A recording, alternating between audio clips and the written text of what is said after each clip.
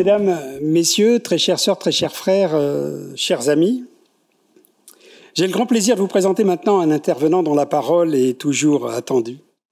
Elle conjugue l'expérience de l'initié, la rigueur de l'analyse et la profondeur du chercheur. Pierre Pelle-Le-Croizat, que je connais depuis de nombreuses années, est une figure incontournable de la franc-maçonnerie contemporaine. Initié en 1981, il ne cesse d'œuvrer au sein de la Grande Loge de France. Fondateur et vénérable maître de plusieurs loges, ancien conseiller fédéral de la Grande Loge de France, il a été également membre de la Fraternelle des écrivains maçonniques et il a, dans le monde profane, dirigé de grandes entreprises comme des institutions de formation d'envergure internationale. Son engagement pour la transmission et la pensée initiatique se double d'une intense activité littéraire. Il est l'auteur, et je ne sais si, en prononçant ces mots à cette heure, il n'a pas déjà commis un nouveau livre cette nuit, de plus de 50 ouvrages. Est-ce que je me trompe, mon cher Pierre? Non, c'est exact. Bon, alors je vous cacherai le nombre de collections dont il est le directeur. Il y en a 4, plus des collections cachées. Il a écrit chez de multiples éditeurs. C'est vous dire que c'est un auteur prolixe, mais c'est pour notre plus grand bien et notre plus grand profit. Donc plus de 50 ouvrages, allant du roman, et c'est peut-être pas très connu vos romans dits ésotériques ou initiatiques, qui restent, je crois, à découvrir. Non, mais c'était les tout premiers. Voilà, mais les tout premiers sont souvent les meilleurs, non? Oh. Donc allant du roman aux essais symboliques, en passant par des contes initiatiques, des mémentos rituels, les études sur les mythes et le langage, mais aussi sur l'humour et la poésie. Écrivain prolifique, directeur de collection donc aux éditions Numéril-Livre, il contribue également à de nombreuses revues scientifiques, philosophiques et maçonniques. Son œuvre à la fois exigeante et accessible irrigue la réflexion contemporaine sur la spiritualité maçonnique. Il intervient aujourd'hui sur un thème particulièrement stimulant qu'il a personnellement choisi. Oui. On va dire que c'est un thème imposé.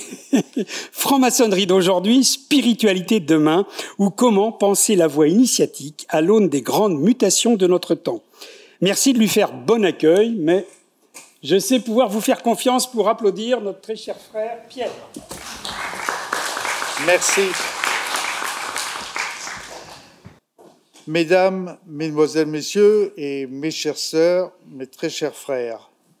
Oui, le sujet qui m'a été donné aujourd'hui, c'est franc-maçonnerie d'aujourd'hui, spiritualité de demain.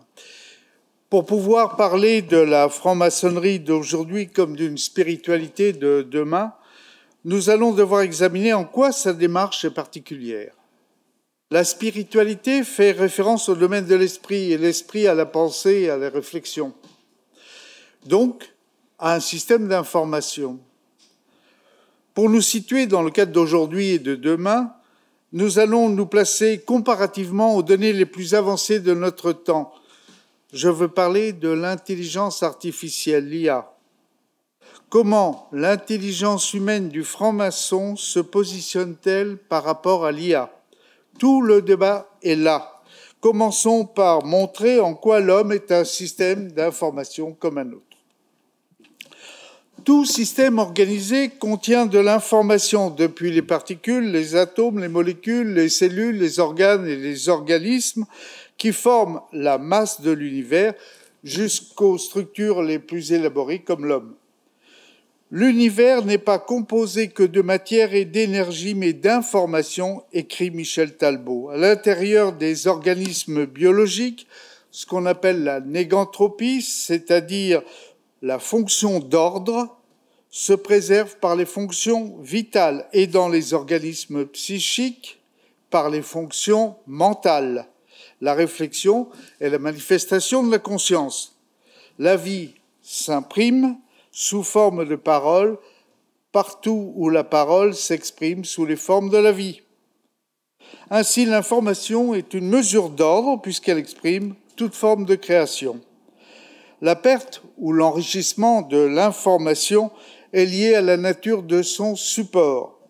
Structure dissipative ou dynamique pour le monde physique, loi d'existence ou d'évolution pour le monde biologique, esprit réceptif ou non pour le monde psychique. Informer, c'est donner une forme. L'information est ce qui prend forme dans un support, ce qui s'insère dans une substance, la matière, le corps ou l'esprit. ce qui donne son sens. En tant qu'être corporifié, nous sommes donc des supports d'information, car pour se révéler, l'énergie a besoin de se matérialiser. De la particule à l'algue bleue, du polype à l'homme, tous les corps sont soumis aux mêmes lois. L'anthropogénèse s'inscrit dans une cosmogénèse. L'histoire de l'homme fait partie de l'histoire de la vie. L'histoire de la vie est un événement de l'histoire de la Terre, et l'histoire de la Terre est un élément de l'histoire du ciel. Nous faisons corps avec l'univers. L'homme est un germe du monde pour qu'à son tour, le monde germe en lui. La franc-maçonnerie, par ses déclarations, s'accorde parfaitement à cette vision scientifique de l'homme et du cosmos. Le rituel de la Saint-Jean d'été décrète « L'homme microcosme, de même nature que l'univers macrocosme, a un devenir semblable au rythme des saisons. Il naît, grandit, vieillit et meurt. Mais mourir, n'est-ce pas renaître à une autre forme de vie ?» L'IA, l'intelligence artificielle, s'est développée sur la masse d'informations, les data, que les réseaux sociaux enregistrent, stockent et diffusent à longueur de temps. À cet égard, l'IA fonctionne sur un processus similaire à celui de l'intelligence humaine. Nous venons de montrer que l'information a besoin d'un support physique, biologique ou psychique pour être transmise. Et de support en support, chez l'homme par exemple, la communication se fait par l'échange entre individus. Un échange qui porte sur quoi? Sur les savoirs qu'ils possèdent. Sapere aude, lance Horace. Au savoir, reprend Kant. Mais qu'est-ce que le savoir? Le champ qu'il circonscrit est l'épistémé d'une société, c'est-à-dire l'ensemble des informations auxquelles la communauté adhère. Sur quels critères? Le radical skiré, savoir, a donné le mot science sur laquelle elle s'appuie. Sur ce plan, l'IA semble appropriée à l'intelligence humaine. En effet, comme moyen de faire la synthèse des savoirs recensés par les data sur les plateformes informatiques et sur les réseaux sociaux, elle se montre plus efficace que les capacités mnémoniques mémorielles de l'homme pour balayer et résumer les réponses aux questions qui lui sont posées. Au Moyen Âge, les savoirs conféraient la puissance de l'esprit à ceux qui les possédaient. La scolastique était l'apanage de l'université, la Sorbonne, et les arts libéraux tentaient de constituer l'ensemble des savoirs de ce temps. Les francs-maçons ne repoussent pas les savoirs, loin de là, et ils reprennent la symbolique des arts libéraux pour affirmer que, pour progresser, il faut travailler sur ces savoirs. Mais ce n'est pas assez. Bien vite, il nous est demandé de passer des savoirs à la connaissance. Qu'entend-on par là? Je vais vous surprendre, car je vais maintenant contredire ce que je viens de dire.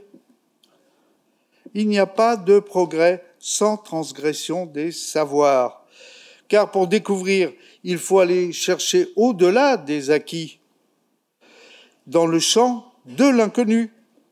Les savoirs ne progressent que par la remise en cause de ce qui est établi. Quand bien même parviendrait-on, par extraordinaire, à posséder la totalité des savoirs à un instant T, aussitôt serait-elle remise en cause par la progression des savoirs eux-mêmes. Une nouvelle théorie s'instaure en réfutant une ancienne. Les découvertes qui projettent l'horizon de l'inconnu sur le champ du connu rejettent les vieilles certitudes obsolètes ou périmées, modifiant sans cesse l'étendue, le champ du savoir. Ce que l'on ne sait pas dépasse toujours ce que l'on sait. Grégoire de Nice enseigne « Ce qui est saisi à chaque instant est certes beaucoup plus grand que ce qu'il avait été auparavant, mais comme ce qui est cherché ne comporte pas de limite, le terme de ce qui a été découvert devient le point de départ pour la découverte de vérités plus élevées. En somme, plus je comprends ce qu'il y a à savoir, et moins je sais ce qu'il y a à comprendre. Alors, qu'entend-on par connaissance ? Il y a une vingtaine d'années, alors que j'étais en conférence comme aujourd'hui, un frère visiteur est venu me trouver à la fin de mon intervention. Et il m'a demandé, « Mon frère, puis-je te poser une question ?»« Si tu veux. » « En t'écoutant, j'ai l'impression que tu confonds savoir et connaissance. »« Je ne les confonds pas, puisque c'est la même chose, me récriai-je. »« Ah non, pas du tout, insiste-t-il. »« Comment ça, répliquai-je. »« Je m'explique. Es-tu d'accord pour que nous prenions un exemple ? Il clarifiera mon propos. »« Si tu veux, réponds-je, pas enclin à poursuivre l'entretien, franchement. » L'armatoire me demande alors, « Sais-tu ce qu'est une pomme ?»« Oui, bien sûr. »« Eh bien, décris-la-moi. » »« D'accord. Une pomme, c'est un fruit bombé qui est attaché à son arbre par la queue. Elle est de forme plus ou moins ronde, avec une peau colorée, verte, rouge, jaune, brune, qui recouvre la pulpe blanche et ses pépins. Très bien, m'interrompt-il. Tu sais ce qu'est une pomme, mais la connais-tu ? Je recule intrigué. Je ne comprends pas. Il me dévisage. Oui, connais-tu son goût, s'il est sucré, s'il est aigre, acide, la saveur qu'elle a, la fermeté ou la douceur de sa chair ? Non, bien sûr, pour ça, il faudrait que je la goûte. Effectivement, s'exclame-t-il, tu vois, tant que tu ne l'as pas goûté, tant que tu n'as pas croqué dedans, tant que tu ne t'en es pas nourri, tu ne connais pas ce fruit. Autrement dit, il faut que ton corps l'ingère, l'incorpore, qu'il le fasse sien dans ta chair et pas seulement dans l'esprit, pour en avoir une véritable connaissance. Et il se frotte le menton, semblant réfléchir avec intensité. Puis, relevant la tête et me regardant fixement, droit dans les yeux, il me dit « Et dis-moi maintenant, est-ce que tu sais ce qu'est un livre ?» Je dis « Oui, bien sûr, mais lequel ?» Elle me dit « Je ne te demande pas d'évoquer un livre en particulier, je te demande de me décrire ce qu'est un livre. » « J'ai compris, » répliquai-je avec un certain agacement. Je n'allais pas me faire avoir une seconde fois. J'hésite. Un livre, c'est un ensemble de pages imprimées et reliées entre elles par la tranche, protégées par une couverture. Il m'interrompt à nouveau. « Oui, maintenant, connais-tu le livre ?»« Que veux-tu dire ? Connais-tu ce que disent ces pages imprimées ?» Je suis un peu décontenancé. « Non, pour cela, il faudrait que je le lise. »« Eh bien voilà, tu sais ce qu'est un livre, mais tu ne connais pas ce livre tant que tu n'as pas lu son contenu. Pour connaître ce que renferme un ouvrage, il faut le parcourir, s'y projeter, le vivre avec les yeux et avec l'esprit. Il n'y a pas de connaissance sans vécu. » C'était tellement simple et tellement évident à la fois que je m'étonnais de ne pas y avoir pensé plus tôt. « Je te le répète, poursuit-il, ce qui distingue le savoir de la connaissance, c'est que le champ d'étude du premier, le savoir, est extérieur à l'être. Plus globalement, il relève du domaine de la science, tandis que le champ de vie du second, la connaissance, lui, est intérieur. Il instille la conscience. Le savoir s'enrichit donc par le vécu. L'expérience le transforme en connaissance. Ainsi, le savoir et la connaissance ne se recoupent pas, mais se complètent. La différence entre ces deux notions est devenue lumineuse pour moi. Ces exemples simples m'ont éveillé l'esprit. Puis le visiteur est reparti en me lançant avec humour d'un au revoir de la main. « Heureux de t'avoir connu. Je ne l'ai jamais revu, mais je ne l'ai jamais oublié. » Si les sens expérimentent, l'esprit déduit. Il ne manque point de sages qui ont dit, et quelques-uns arrogamment, que toutes nos connaissances, sans exception, viennent d'expérience. Je veux entendre par expérience la perception d'un objet actuellement soumis à l'investigation des sens. Je dis que c'est alors seulement qu'une connaissance peut se faire et, en d'autres termes, que je puis former une idée, prétend le philosophe Alain. Dans cette citation, il sous-entend que la connaissance opère suivant 3 axes. Il y a d'abord la connaissance par les sens et l'intelligence des corps, qui est celle de l'expérience. Il y a ensuite la connaissance par la conscience et l'intelligence des cœurs, celle qui va donner du sens à l'expérience. Il y a enfin la connaissance par l'essence et l'intelligence de l'esprit. Elle dépasse le sens pour relever de la spiritualité de l'être. C'est celle que développe la franc-maçonnerie. L'IA, l'intelligence artificielle, s'arrête là. Autant peut-elle travailler sur les savoirs, autant est-elle incapable de se substituer à l'ipséité de l'homme, c'est-à-dire à ce qui le spécifie en tant qu'essence, à son ontologie, à son être propre. Chaque entité individuelle lui est inaccessible. Elle ne l'approche que par des mots ou par des images. Mais la réalité exprimée dans l'IA ne traduit jamais la réalité vécue par l'intelligence humaine. Faut-il en déduire que nous serions tenus de tout connaître pour y englober l'ensemble de nos savoirs ? Sûrement pas. Al-Hallaj dit très justement « Retiens de ma parole ce que la connaissance peut en prendre et laisse le reste, sinon tu perdras ton chemin. » Le Samyutta Nikaya, un texte indien, est encore plus clair. Il nous instruit en narrant une belle histoire, celle du Bouddha, qu'on appelle le bienheureux. Il ramassait quelques feuilles tombées d'un arbre dans la forêt de Simsapa. Ouvrant la paume, il les tend à ses disciples. Quelles sont les plus nombreuses à votre avis ? Les feuilles qui nous entourent ou celles que je tiens dans ma main ? Seigneur, lui répond-on, les feuilles que tu tiens dans ta main sont moins nombreuses que toutes les feuilles de la forêt de Simsapa. Il en est de même de ce que je vous ai dit. Ce que je connais et ne vous ai pas dit représente bien plus.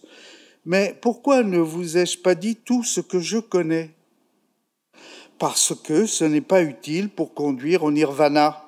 Alors, à quoi bon parler de ce qui n'a pas d'utilité ? Faut-il en conclure que nous soyons tenus de tout connaître ? Sûrement pas, répond donc le Samyutta Nikaya. Quelle leçon tirer de cette histoire ? D'abord, que l'accumulation des connaissances ne fait qu'une connaissance cumulative. Elle ne fait pas la totalité des connaissances. Ce que l'on ne connaît pas dépasse toujours ce que l'on connaît. Ensuite, prétendre tout connaître n'est qu'une illusion. Les voiles qui recouvrent notre esprit sont innombrables. Comme il vaut mieux préférer un seul bon verre de vin à toute une bouteille de picrate, en matière de connaissance, la qualité de ce qu'on vit prime la qualité de ce qu'on lit. La connaissance utile surpasse les savoirs bibliophiles. Pour délimiter les connaissances utiles dont chaque homme a besoin pour cheminer dans la vie, il est évident que son intelligence humaine personnelle peut seule répondre à ses attentes. L'IA globalisante et générale reste au niveau des savoirs. Elle n'a pas de vécu ontologique pour discerner les connaissances dont l'homme a besoin pour recourir à une spiritualité qui relève de son être intérieur, c'est-à-dire de sa propre conscience. Avec la connaissance, nous sommes passés dans le domaine d'une spiritualité que l'être incorpore. Mais allons plus loin encore. Le moine qui nous a raconté l'histoire du Bouddha dans le Samyutta Nikaya médite et ajoute « Voyez, pour suivre votre chemin, il vous faut le plan qui convient. À quoi vous servirait d'ouvrir la carte du monde pour faire les quelques pas devant vous ? Vos questions sont aussi nombreuses que les feuilles de la forêt de Simsapa, mais les réponses dont vous avez besoin tiennent dans le creux de votre esprit. Amis, laissez les feuilles mortes tapisser le sol. Reprenons cet exemple pour mieux fixer notre pensée. La voie dessinée sur une carte topographique n'est pas le chemin sur lequel marche le promeneur. Elle le représente, elle le figure, mais c'est tout. Elle dit simplement que ce chemin sur lequel il passe est vrai. Et en cela, elle renvoie évidemment à sa réalité parce qu'il y a concordance entre eux grâce aux supports, aux échelles et aux types d'interrelations qui rendent leurs informations analogues, scalaires et synchrones. À partir de la carte qu'il a sous les yeux, le promeneur peut savoir où il est, se situer, se représenter le paysage qui l'entoure et s'assurer qu'il se trouve bien devant celui qu'il regarde en ce moment. Les symboles inscrits sur la carte topographique, qui imagent des routes, des vallons, des monts, des bois, des panoramas, des villages, des cours d'eau, etc., ce que vous voulez, sont les signes communs d'une langue universelle qui authentifie ce qu'il reproduise, le paysage, dans sa réalité. Deux lignes parallèles tracées sur une feuille de papier ne font pas une route, elles en sont un diagramme convenu. Mais ce dessin reproduit symboliquement sa réalité, il la rend vraie. Par analogie, la réalité du paysage s'inscrit donc dans la vérité des symboles que retranscrit la carte. À partir de là, nous devons nous interroger. L'homme connaît-il le monde ou sa vision du monde? N'y a-t-il pas confusion entre la réalité et la vision que nous en avons? Non, il n'y a pas confusion, mais fusion. La physique quantique nous apprend que le regard de l'observateur modifie la réalité de son observation et donc la vérité qu'il en déduit. Elle ne rend pas compte non plus de la réalité dans sa globalité, elle est partielle et partiale parce qu'elle dépend de l'approche que l'observateur adopte et de l'angle de vision qu'il se choisit pour l'observer. Son angle de vision est lui-même conditionné par les phénomènes de perception, d'information, de mémorisation, de traduction et d'interprétation qu'il porte sur son objet d'étude. C'est donc sa pensée qui ordonne sa représentation du réel. Parce qu'il vit dans son univers, il compose avec lui par le corps et le recompose en lui par l'esprit. Mais de ce fait, il construit aussi ses vérités sur les analogies que ses pensées établissent entre ses perceptions et ses conceptions. Le cerveau interprète et reconstruit. L'homme cherche un sens à ce qu'il voit et expérimente. De fait, la perception de la nature dépend de la manière, de la structure d'idéation qu'il la reçoit. Et nous comprenons très bien qu'une forêt ne sera pas vue de la même façon selon qu'un bûcheron y coupe du bois, un chasseur s'y tapit, un promeneur y déambule, un couple d'amoureux s'y réfugie, ou qu'une voiture la traverse, etc. Il y aura autant de représentations de la forêt qu'il y aura de personnes à l'observer. Le monde change de coloration et de signification suivant nos intentions, nos projets, nos dispositions. Il est porteur de l'interprétation subjective que nous lui attribuons. Alors, confondre la vérité avec la réalité serait une grave erreur. La représentation de la vérité s'institue dans le rapport de conformité que le sujet établit avec l'objet de son étude. Il n'y a pas d'identité, mais une simple identification entre le réel et sa représentation. Ainsi, nous devons distinguer ce qui est réel et présent et de ce qui est vrai en représentation. Les francs-maçons se méfient de la vérité absolue, ils pensent que l'homme s'en approche toujours, mais il ne l'atteint vraiment jamais. Cependant, malgré tout, nos petites vérités humaines, quotidiennes, personnelles et vécues, peuvent nous ouvrir un chemin de vie. Et pour les vivre, ne devons-nous pas les incorporer en nous? Mon ami Ariel est le fils d'un émigré espagnol qui a fui avec sa femme et leur enfant les représailles des troupes de Franco. Ils se sont installés à Paris. Quand je lui ai parlé de ma carte de vérité, il a tout de suite repris cette image pour se l'incorporer. Il m'a dit « Mon père ne parlait pas le français, ma mère non plus. Quant à moi, je commençais à peine les cours de l'école publique. Quand nous avions besoin de nous déplacer dans la capitale, pour la moindre chose, il nous fallait avoir un plan de Paris en poche.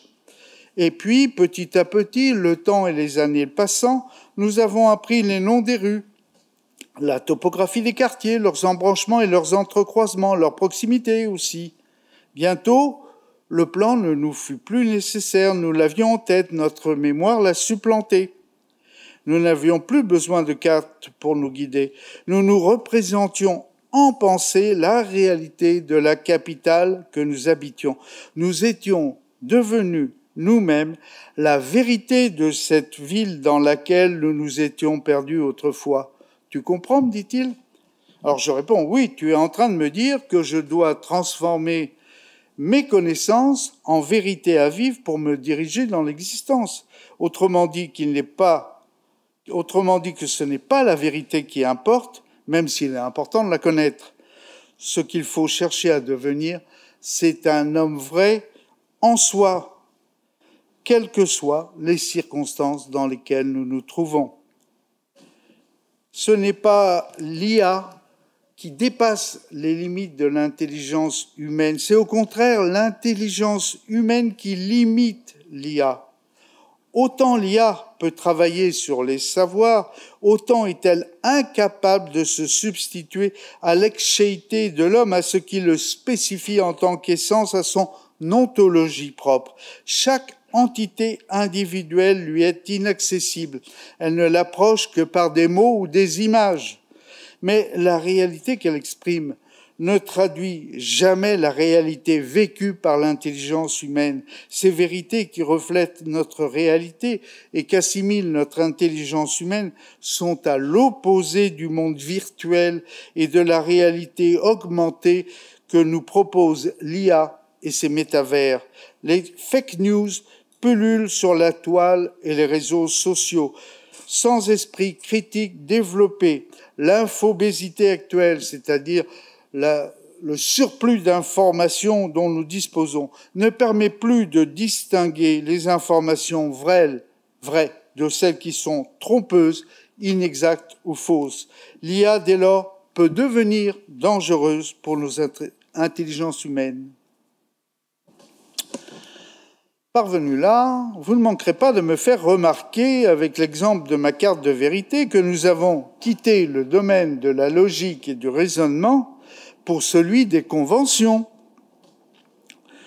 Nous acceptons les signes de la légende de la carte topographique parce que, par convention, nous admettons que deux lignes parallèles représentent une route analogiquement, c'est-à-dire au-delà de la logique. Ainsi, tout homme peut suivre une voie qui ne semble pas raisonnable, mais qui lui paraît sensée, parce qu'elle est appropriée à sa vie. Elle lui donne une orientation, un sens, comme la carte. Tout homme peut en effet croire au-delà de ce qu'il ne comprend pas. Précisément parce qu'il ne comprend pas certaines choses auxquelles il est confronté, il est obligé de les admettre parce que c'est sa réalité, même s'il n'a pas d'explication pour les entériner. La croyance permet de transcender les limites de la raison, de les dépasser par l'intuition. Et l'intuition nourrit l'imagination, et puis l'imagination fait le reste. Prenons les sciences dures comme exemple. Elles raisonnent avec logique. Mais la logique ne suffit pas. Il faut aussi y souscrire pour y croire. Ce n'est pas parce qu'elles sont logiques que nous allons les accepter. C'est une décision individuelle que chacun fait, motivé par sa volonté et sa liberté de choix. C'est parce que nous avons choisi de croire à leur logique que nous allons y adhérer. C'est en sens inverse. Dans un autre domaine, si je suis franc-maçon, c'est parce que je suis d'accord avec les idées et les valeurs que défend la franc-maçonnerie. Sinon, je n'y serais pas entré, je ne serais pas resté. Rien ne m'obligeait à croire en cette institution. C'est un choix que j'ai réalisé seul.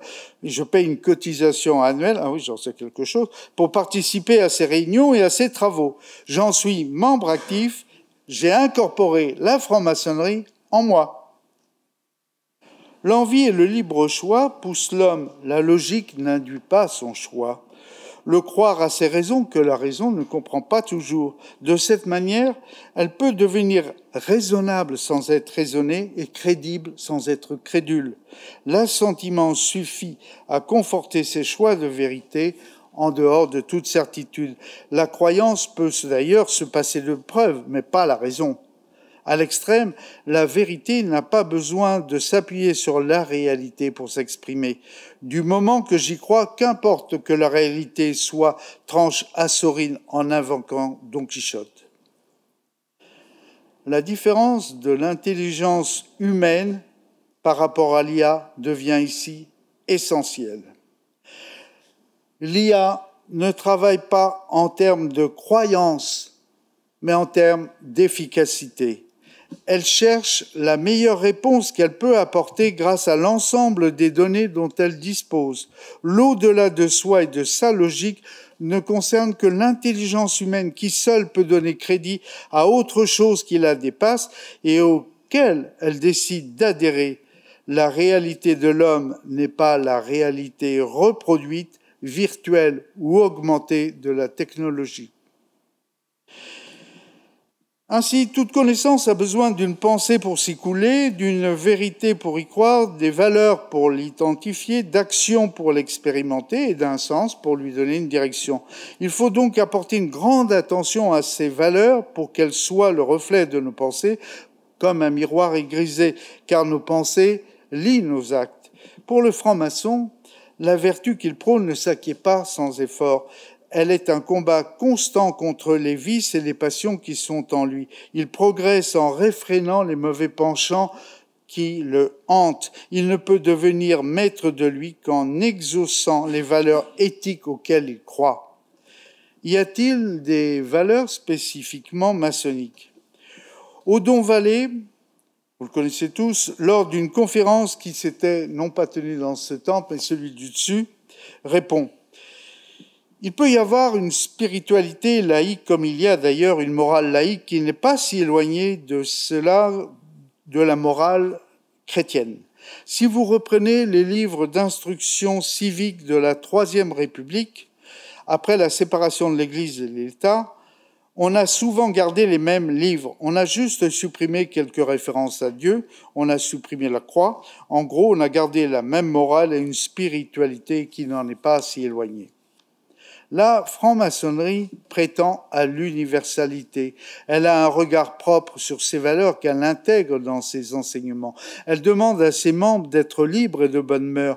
C'est pourquoi notre institution privilégie certaines valeurs dans le cadre de ses mythes, de ses rites et de ses instructions. Alors, sans être exhaustif, nous en citerons quelques-unes en les classant, rien que pour mémoire. Il y en a beaucoup. Les valeurs ontologiques, le respect de la vie, l'harmonie de l'être, la sérénité et la sagesse, la fermeté et la constance, la force de caractère, la joie ou le bonheur. Ensuite, les valeurs éthiques, la foi en l'homme, la quête de sens, la recherche de la vérité, le bien, le bon, le beau, l'amélioration individuelle et le perfectionnement intellectuel et moral de l'humanité. Parlons encore des valeurs anagogiques, celles qui élèvent l'esprit. Les vertus cardinales, la prudence, la justice, la force, la tempérance, les vertus théologales, la foi maçonnique, la charité et l'espérance, l'obéissance, la clémence et la miséricorde. Les valeurs humaines, l'honneur, le courage, la dignité, l'engagement, la loyauté, l'humanisme, l'altruisme, la tolérance, la solidarité, l'humilité, la compassion, la bienfaisance, la générosité, le zèle et la discrétion. Les valeurs sociales aussi, la laïcité, le travail, la justice, l'équité, les droits et les devoirs, les bonnes mœurs et la paix. Enfin, les valeurs républicaines que vous connaissez tous, la liberté, l'égalité et la fraternité que l'on décline en amour. S'aimer soi-même comme un frère, aimer les autres comme des frères, aimer ses frères comme un autre soi-même, etc. Comme nous portons un capital génétique dans nos corps, nous portons un capital gnosique fait de connaissances, de vérités et de valeurs éthiques dans nos esprits. La femme et l'homme sont destinés à mourir. Seuls restent d'eux le sens, les valeurs, les vérités, les idées et les choix qu'ils transmettent. Ils passent des uns aux autres et changent avec les êtres. C'est par ce qu'elle a transmis que la vie poursuit son cours. Et cette transmission est le vecteur de la tradition en franc-maçonnerie. Le danger de l'IA est bien là. Son objectif n'est pas d'avoir des valeurs au sens éthique, mais de valoriser les informations qu'elle diffuse en les faisant passer pour vraies. Seule l'intelligence humaine, en développant un sens moral, le bien, le mal, pour différencier ce qui a une valeur et ce qui n'en a pas, a cette possibilité. Expérimenter ses savoirs pour se connaître et connaître autrui, rechercher sa ou ses vérités et revendiquer ses valeurs pour donner un sens à sa vie, nous sommes déjà depuis longtemps dans la spiritualité maçonnique, un champ où, nous l'avons démontré, l'IA n'intervient pas. Pourquoi ? Par l'intelligence humaine, le sens définit l'homme et l'ouvre sur une infinitude dont sa condition finie semblait l'éloigner. Si l'IA donne du sens à l'information, c'est-à-dire une signification, elle ne donne pas un sens à la vie de l'homme, c'est-à-dire une orientation. Toute vie, en fin de compte, est un combat pour le sens, un combat que le franc-maçon entreprend. Sa démarche commence par la maîtrise de ses sens. Elle se poursuit par la quête spirituelle d'un sens, elle s'achève par l'accession à son essence, deviens ce que tu es, conseille Nietzsche. Le sens de la vie se crée, s'essaye, s'expérimente. Il ne s'apprend pas en lisant, il se découvre en vivant. Donner un sens à sa vie, c'est donner un sens aux actes de son existence, c'est concevoir des projets, les soutenir et les réaliser. Le perfectionnement de l'humanité, voilà le but que s'assigne la franc-maçonnerie. Toutefois, comment passe-t-on du perfectionnement de l'homme au perfectionnement de l'humanité ? C'est Montaigne qui répond, en rappelant que chaque homme porte en lui la forme entière de l'humaine condition. Cette définition est celle de l'humanisme qui fait de l'homme une fin et non un moyen. L'exemplarité n'est pas le souci de l'IA. Sa finalité, tout au plus, pourrait-elle être de nous révéler des exemples d'hommes exceptionnels, si nécessaire, mais pas de les vivre soi-même. L'IA ne vit pas ces valeurs. En s'inspirant de leurs pensées et de leurs œuvres, comme seul un être doté d'intelligence humaine peut le faire. Au final, revenons à notre point de départ. Parce que le langage est l'expression formelle des idées, il construit la vie de l'esprit. Il n'y aurait pas de pensée sans lui. Ce code linguistique est admis, appris et compris de tous. Transmetteurs et receveurs du message ont la même connaissance de ses chiffres et de ses sens. C'est parce que tous les individus d'une collectivité le possèdent qu'ils peuvent le déchiffrer et donc correspondre entre eux. Le langage maçonnique, quant à lui, est très particulier. S'il utilise les mots de la langue ordinaire, il en détourne souvent le sens pour se l'approprier, y ajoutant ses propres termes, mots de passe, mots sacrés, mots secrets, mots substitués, mots de semestre, etc. D'où vient cette spécificité du langage maçonnique ? Nous l'avons entrevu. Pour dire le disciple, il utilise la logique, et pour dire l'indicible, il emploie l'analogique, c'est-à-dire un langage imagé ou symbolique. Le symbole intervient là où s'arrête la raison, quand il nous faut aller plus loin sur le chemin de la connaissance. Par ses correspondances, ses concordances, ses similitudes, ses homologies, ses syntonies, ses équivalences, le langage symbolique offre tout un éventail d'expressions au discours analogique. Sans dénaturer le sens des mots, il en développe les significations, mais à un autre niveau. Il s'agit de dévoiler de nouvelles notions sans nullement violer le contenu de l'information. L'Assemblée des grands maîtres d'Europe a défini la franc-maçonnerie dès 1952 comme une institution d'initiation spirituelle au moyen de symboles. Quant au rituel d'initiation, il est clair, je ne dévoile pas grand-chose. Ici, tout est symbole, affirme-t-il. Mais pourquoi la franc-maçonnerie utilise-t-elle de préférence le langage symbolique plutôt que le langage de la logique? Eh bien, je vais vous surprendre, parce que c'est notre mode de pensée à nous, humains. Et que la franc-maçonnerie l'a sans doute compris avant tout le monde. Hofstadter, expert en neurosciences, écrit « Si nous n'avions pas cette faculté de rapprocher chaque situation dans laquelle nous nous trouvons d'une myriade d'autres situations analogues déjà vécues, ce que permet la mémoire, nous serions continuellement perdus dans ce monde, incapables de la moindre action, de la moindre pensée, puisque nous n'en aurions même pas conscience. L'analogie comble à chaque instant le fossé qui existe entre ce que nous vivons à un instant donné et ce que nous avons déjà vécu de plus proche auparavant. Nous faisons tous des analogies plusieurs fois par seconde. Chaque perception et chaque choix de mots implique une analogie, et peut-être plusieurs. Et chaque concept s'étend sans cesse par analogie. Toute pensée est donc analogie. Non seulement l'analogie est le moteur de la cognition, c'est-à-dire la connaissance, elle en est aussi l'essence dans les deux sens de ce mot. Si donc la pensée est le propre de l'homme, la pensée analogique est le propre toujours de l'homme, c'est celle que l'homme s'approprie en propre, elle n'appartient à personne d'autre. La symbolique est une démarche analogique, ce qui revient à dire, puisque nous ne pensons que sous forme analogique, c'est-à-dire en image, que la franc-maçonnerie reproduit la pensée de l'homme par sa parole.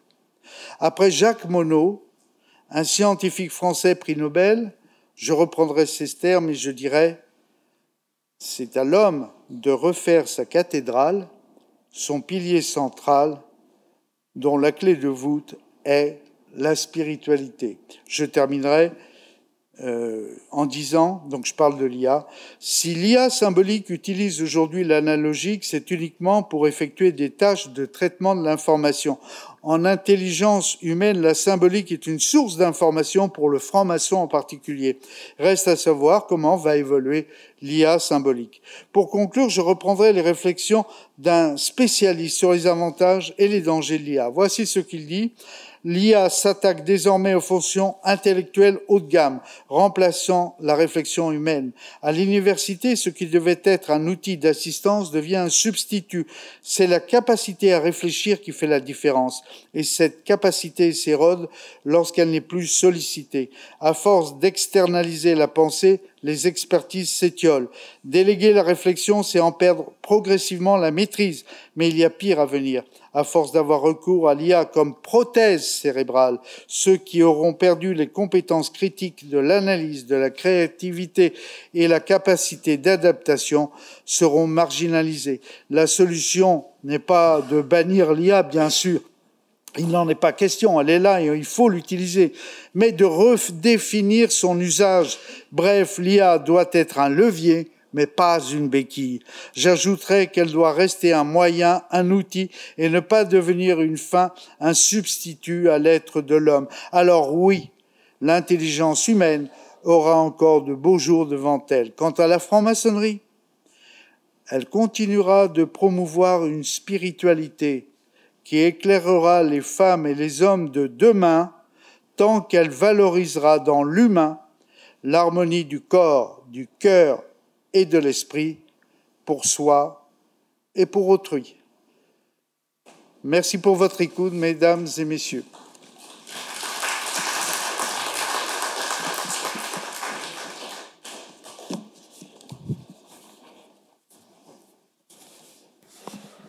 Merci, mon cher Pierre. Il est l'heure de faire circuler la parole, donc je ne sais si certains veulent ou certaines veulent la prendre. Moi, j'aurais peut-être juste une question. On parle souvent tu as beaucoup parlé d'IA, d'intelligence artificielle. Alors, il existe des intelligences artificielles spécialisées. Oui. Verra-t-on un jour une intelligence artificielle maçonnique ou purement maçonnique? Si l'on prend le cas, par exemple, comment dirais-je, de l'Église catholique, apostolique et romaine, ils ont 2 IA, peut-être plus maintenant, mais qui traitent de questions maçonniques. D'ailleurs, quand on leur pose la question des rapports entre la franc-maçonnerie et l'Église, la réponse est extrêmement intéressante parce qu'ils répondent du point de vue du Vatican. Alors, est-ce qu'on peut caresser l'espoir? L'espoir, non pas pour nous aider à faire des travaux, mais peut-être pour nous inspirer un petit peu ou éveiller notre curiosité, voir un jour la naissance d'une IA purement maçonnique. Toi qui es un spécialiste de la quête du sens et du langage, comptons peut-être sur toi, non, pour... Je pense que l'intelligence, enfin l'IA artificielle a toute sa place dans notre monde. Je pense aussi que certains connaissent le texte dans le Phèdre de Platon concernant Thoth et Tammuz. Thoth, alors je vais la reprendre rapidement. Thoth, Hermès, chez les Grecs, avait inventé l'écriture. Il était tout heureux, il va voir le roi Tammuz. Et le roi Tammuz l'écoute, il dit « Oui, c'est bien, on va pouvoir maintenant enregistrer ce qui, avant, ne se transmettait que par la parole, on va pouvoir l'archiver. » Et Tammuz dit « Oui, mais là-dedans, la mémoire qu'on faisait marcher avant, on va la perdre. Elle va disparaître, puisqu'on a le moyen de conserver les éléments qu'on se transmettait avant par la pensée, par la mémoire. Maintenant, elle va disparaître. » Jacques Lacarrère répond à cette analyse en disant « Non, la mémoire a changé de nature. » Et je suis le premier à le dire d'ailleurs, parce que j'ai une mémoire de yaourt. Et quand je dis ça, c'est-à-dire que je n'ai pas de mémoire immédiate. J'ai beaucoup de mal, je ne m'accroche pas. Par contre, quand il s'agit de réfléchir sur les bouquins qu'il y a dans ma bibliothèque ou d'écrire, je sais parfaitement, sur les 5 bibliothèques, je suis un passionné de livres, sur les 5 bibliothèques que j'ai, que c'est tel livre, à tel endroit, à telle page, en haut, que je vais le trouver. Et ça, peut-être 40 ans après. Alors que je ne sais pas ce que j'ai fait il y a 3 minutes. Ça veut dire que ce qui m'intéresse oriente le type de mémoire que je vais avoir. Autrement dit, j'ai codifié les endroits où les passages qui m'intéressaient se trouvaient pour les retrouver. Peu m'importe, j'ai une vague idée de ce que je vais retrouver. Mais ce qui m'importe, ce n'est pas d'avoir le texte exact, sans quoi j'aurais une mémoire qui ne se tiendrait pas. C'est le code de référence où le retrouver. Et je pense que l'IA, ce sera pareil. L'IA accumule des savoirs, permet de les condenser et de reproduire une information qui vous est utile. J'ai essayé de piéger l'IA à un moment. J'ai essayé. C'est moi qui me suis fait piéger, en fait. Oui, tout à fait. La question que je lui avais posée, c'était... J'avais demandé à un spécialiste de m'aider. Comment fonctionnait l'intelligence artificielle au Moyen-Âge ? Et ChatGPT m'a répondu, au Moyen-Âge, l'intelligence artificielle n'existait pas. En revanche, Saint Augustin a dit que, une fois ce que je ne connaissais pas, il commence à me sortir ça, et puis il y a eu les horloges mécaniques, et puis il y a eu... Je lui dis, c'est pas vrai. C'est pas vrai, elle en sait plus que moi, cette intelligence artificielle. Et d'ailleurs, si vous avez c'est pas long. Je lui avais posé une autre question, et je trouve que c'est la réponse la plus intelligente que j'ai jamais entendue sur la façon d'utiliser l'IA. C'est ChatGPT qui me l'a donné. Personne ne l'a fait mieux que ce que j'ai lu. Je vais vous lire là. À mon sens. Voici quelle fut la propre analyse de ChatGPT, de lui-même, je réponds. L'IA facilite l'accès à l'information et encourage une exploration approfondie des idées. Elle fournit des références philosophiques, scientifiques et historiques pour des recherches sur un sujet donné. En organisant des pensées complexes, elle aide à établir des connexions logiques entre des concepts qui pourraient paraître éloignés les uns des autres. Elle propose des questions ou des hypothèses alternatives. Elle encourage une approche dialectique pour élargir la réflexion. Vous voyez que c'est très sensé. En revanche, ChatGPT reconnaît avec franchise, ça c'est moi qui le rajoute, l'IA peut aussi inciter à une consommation passive du savoir. Si elle devient un outil qui remplace la réflexion personnelle, cela pourrait nuire à l'utilisateur, car malgré ses capacités, elle ne remplace pas l'intuition, la sagesse et surtout l'expérience vécue, ce que je vous ai dit avant. La réflexion intérieure, la méditation et l'engagement moral restent des éléments profondément humains qui ne peuvent être externalisés vers une machine. Sur ces entrefaites, ChatGPT conclut: il est donc essentiel de maintenir un équilibre entre l'utilisation des technologies et l'engagement intellectuel et personnel. Si l'IA accompagne celui qui y recourt, c'est à la condition qu'il garde à l'esprit que sa véritable transformation intellectuelle et spirituelle exigera toujours un travail personnel. Qu'est-ce que vous voulez rajouter ? Que 67% des réponses d'IA sont fausses, seule Perplexity ne donne que 39% d'erreurs. Donc je rajouterai rien parce que il faut quand même être très prudent avec l'intelligence artificielle. Mais merci d'avoir donné cette définition qui est assez, pour reprendre un terme employé par l'IA, éclairante ou inspirante, parce que c'est vraiment ça. Moi je pense que l'IA, ça peut nous abêtir, pour pas dire nous abrutir. Absolument. Parce qu'on recopie ce qu'on a bien voulu lui demander. Le problème, c'est que notamment avec ChatGPT, il n'y a pas de référencement, sauf à être peut-être en système payant. Moi, je l'ai personnellement utilisé gratuitement pour commencer un de mes ouvrages qui s'appelle « Pourquoi les francs-maçons veulent-ils reconstruire le temple ?», en disant, ben voilà, ChatGPT 3.5 gratuit, donc ça date de janvier 2023, nous dit, quand on lui pose la question en français, « Pourquoi les francs-maçons veulent-ils reconstruire le temple ?», 3 lignes. Alors en anglais, il y avait une dizaine de lignes. J'ai dit maintenant, il y a 2 solutions. Vous n'achetez pas le livre parce que ChatGPT vous donne la réponse, ou vous allez plus loin avec nous en feuilletant cet ouvrage. Mais enfin, quelles que soient les IA, cela peut être quand même extrêmement dangereux compte tenu du coefficient d'erreur et il faut toujours vérifier. Mais l'intérêt, c'est très intéressant, c'est la définition que tu donnes de l'IA qui est quand même... c'est celle de ChatGPT. Hein. Oui. Juste une précision pour aller dans le sens de l'IA chrétienne ou de l'IA maçonnique. Si l'homme cède son intériorité à une machine externe, je ne vois pas beaucoup à quoi servirait la franc-maçonnerie demain. La franc-maçonnerie, c'est une démarche qui doit nous permettre de progresser sur un chemin qui est le nôtre, une quête de vérité que nous cherchons, une quête de sens que nous cherchons tous. Et là, la machine sera toujours extérieure à l'intelligence humaine. Et oui, bien sûr. Alors, y a-t-il des questions parmi vous? La première est toujours... Oui. Voilà. Merci. Bonjour. Merci pour cette intervention. Je voulais évoquer un sujet, vous en avez parlé, c'est l'intuition. Vous nous en avez parlé dans la construction de la connaissance. Et je voulais plutôt avoir un éclairage de l'intuition, enfin j'allais dire de la faisabilité ou de son rôle dans le chemin maçonnique. Merci. Oui, effectivement, l'intuition est essentielle. C'est ce qui permet de dépasser les savoirs que l'on a. Quand je parlais de connaissance, d'un vécu, on reste quand même dans le cadre de savoir qu'on essaie de s'incorporer. Mais pour aller plus loin, il faut avoir envie d'un chemin de découverte.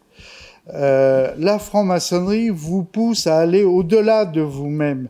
Quand on parle de valeurs, à travers les rituels, on vous met en situation, on vous met dans une scénographie qu'on vous fait vivre vous-même.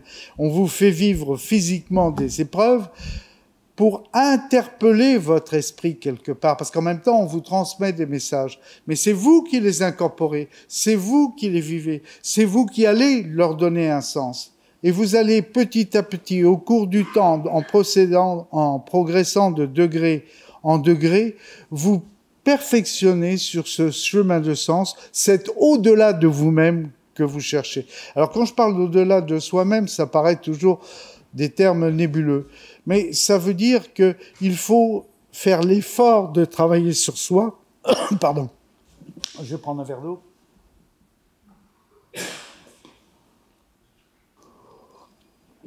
Il faut faire l'effort de travailler sur soi pour d'abord donner une direction à sa vie. Souvent, quand vous étudiez, quand vous Vous interrogez des jeunes qui rentrent en maçonnerie, vous leur demandez pourquoi vous êtes rentrés. Je cherche un sens à ma vie.